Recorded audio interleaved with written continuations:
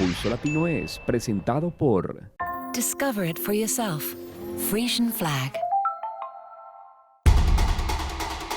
Hoy en Pulso Latino. De nuevo, los ladrones cometen sus fechorías en locales comerciales de la isla. Dueño de la compañía Lin Song pide disculpas por la actuación de su empleado. Los colegios están tomando cartas en el asunto en cuanto al nuevo reto de Charlie Charlie. En la capital colombiana se están presentando robos de rapiña contra autos. Esto es Pulso Latino con Alejandra Forero.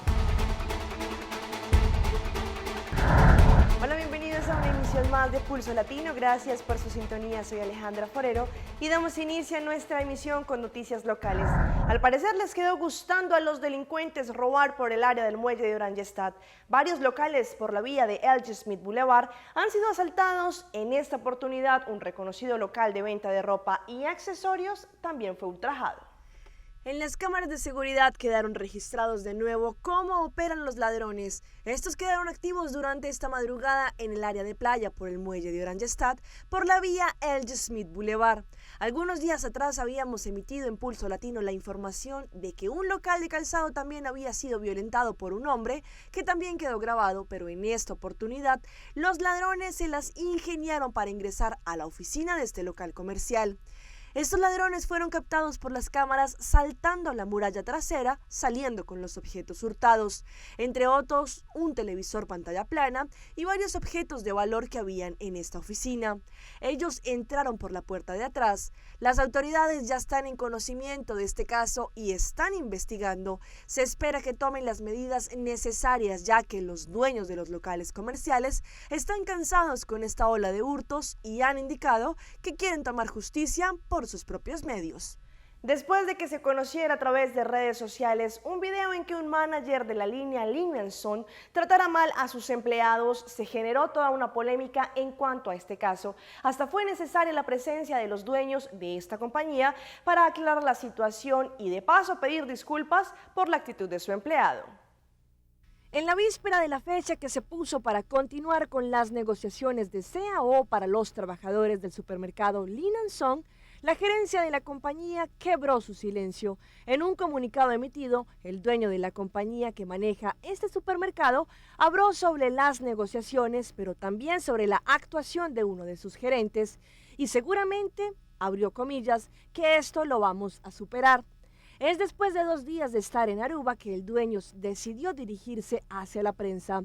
En su estadía habló acerca de este incidente, del cual lo desaprobó por completo, indicando que para su compañía es muy importante el trato y los beneficios para sus empleados. Ellos tomaron comunicación con el gerente y esta, a su vez, expresó que se trató de un momento tenso por el que estaba pasando, en donde los empleados habían dicho que iban a hacer una huelga en ese momento y también que reinaba mucha tensión por diferentes circunstancias. El dueño de la compañía indicó que espera que este tipo de incidentes no se vuelvan a presentar. Durante esta semana hemos tocado un importante tema que preocupa a los padres, cómo el internet y las modas que se impongan en la red están causando impacto en sus hijos. Tanto padres y colegios en Aruba ya estén tomando todas las precauciones necesarias sobre el nuevo reto de Charlie Charlie, el cual jovencitos están haciendo experimentos con esta práctica sin saber lo que están haciendo o peor aún, las consecuencias que esto puede generar. Algunos colegios enviaron cartas a los padres indicando que a quien se vea realizando este reto o que tengan indicios de que lo estén llevando a cabo en las aulas tendrán consecuencias serias. Un colegio de Aruba le prohibió directamente a sus alumnos que practiquen el reto de Charlie Charlie que se está tomando en redes sociales. Padres, maestros, directivas están preocupadas por esta práctica. Ellos han enviado una advertencia explícita a los padres por medio de una carta en donde indican que el alumno podría tener serias consecuencias si practican este juego. Esta carta de un colegio tiene la firma de su directiva y tiene un mensaje claro. Es una advertencia para los padres para que les prohíban a sus hijos que practiquen este juego, según la directiva. Se tuvo una apertura esta semana con los alumnos en donde se les expresó que no se les permitirá jugar el reto de Charlie Charlie. Según la directiva, la práctica de este juego puede tener consecuencias psicológicas para los niños, creando pánico y miedo, y los niños hasta pueden tener otras reacciones. Como tal, final decidieron a toda costa prohibir este juego en los colegios. Al mismo tiempo se incentiva a los padres a que prohíban esta práctica, ya que en los colegios quien sea pillado jugando este retro Charlie tendrá graves sanciones. Damos inicio a nuestra ronda internacional. Empezamos en la capital colombiana, la calle del infierno. Así es como los comerciantes y transeúntes han denominado a una peligrosa vía ubicada en pleno corazón de Bogotá. Un equipo de nuestro canal aliado Noticias Caracol se metió a esa calle y grabó paso a paso el modus operandi de las bandas que tienen desesperados a conductores y habitantes en ese sector, con el robo de las autopartes.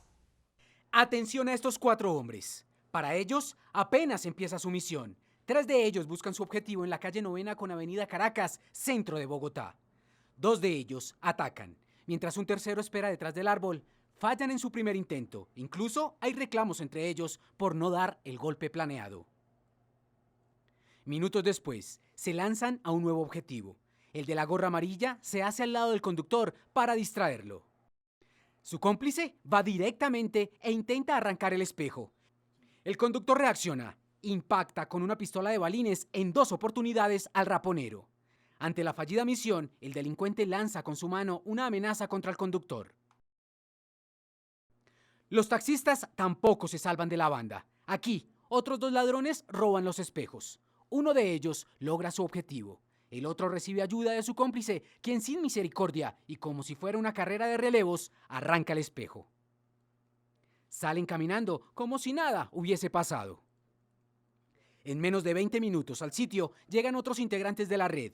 Observen al hombre de rojo. Se dirige directamente hacia la camioneta de alta gama. Su cómplice, un aparente habitante de calle, solo con acercarse distrae al conductor y el raponero le quita la tapa de gasolina al vehículo.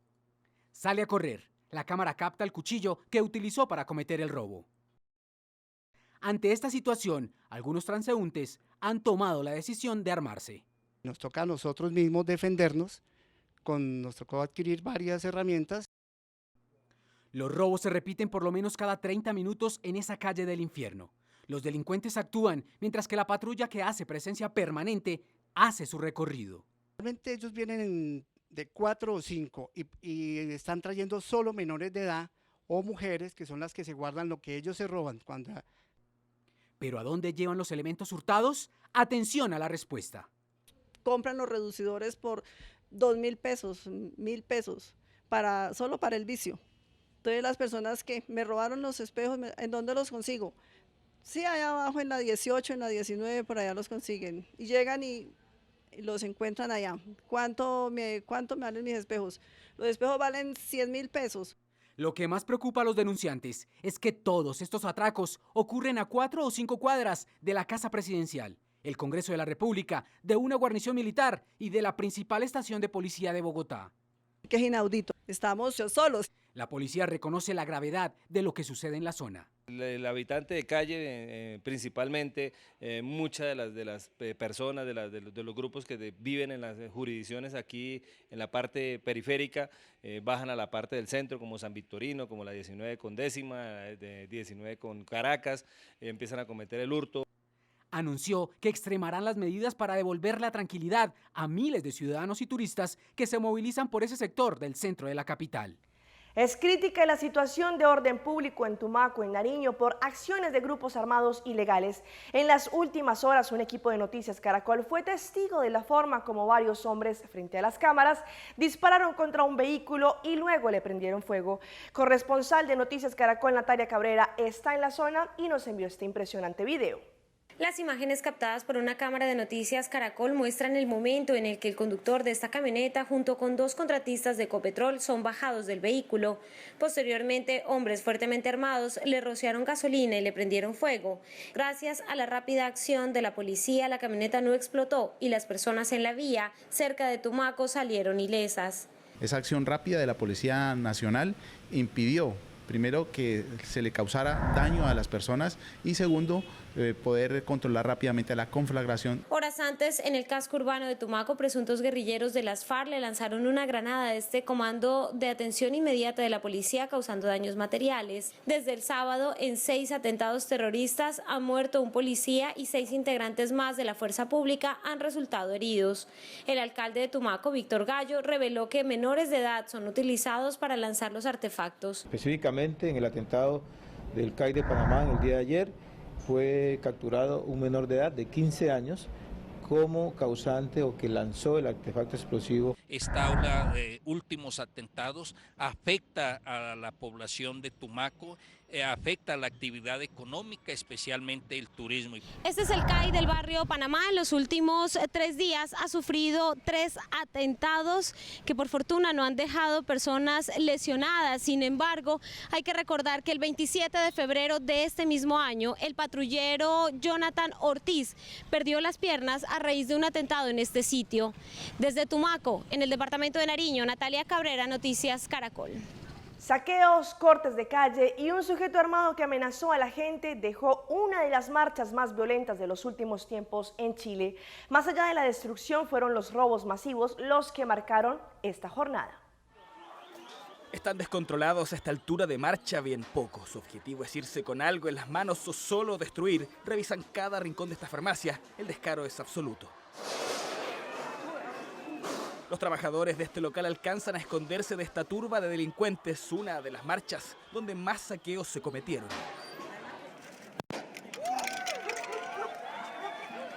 Pero al saqueo de la farmacia se sumaría el de correos. ¡Una pistola encontraron! ¡Mira! Dijeron que habían encontrado una pistola.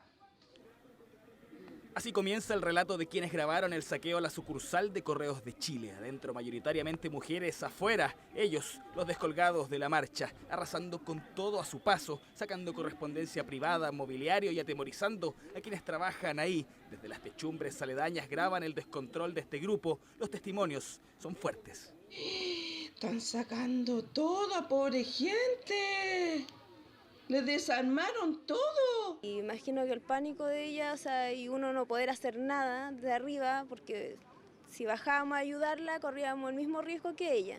Es que no cacho por qué no han actuado los pacos, te lo juro. Entonces eso es impotencia, que ver harto joven que está involucrado en esto, encapuchado y no encapuchado. ¿Cómo están tus compañeras? También nerviosa. No fueron todos, pero sí los suficientes para causar gran daño. Pasó en este cono otro saqueo más. Con el capítulo más grave, un joven armado en medio de la marcha apuntando con descaro un rostro que después sería golpeado por los mismos estudiantes. Así quedaría sangrando y detenido. Tu nombre, Juan, tu nombre. Soy Paco, ¿no? ¿Qué le pasó? Mira el Juan. Mira, está viendo ahí el culiao. Sacó una pistola este Juan. Paco. Una pistola ahí. Todo esto registrado por los mega testigos que en medio de la angustia grababan lo que pasaba.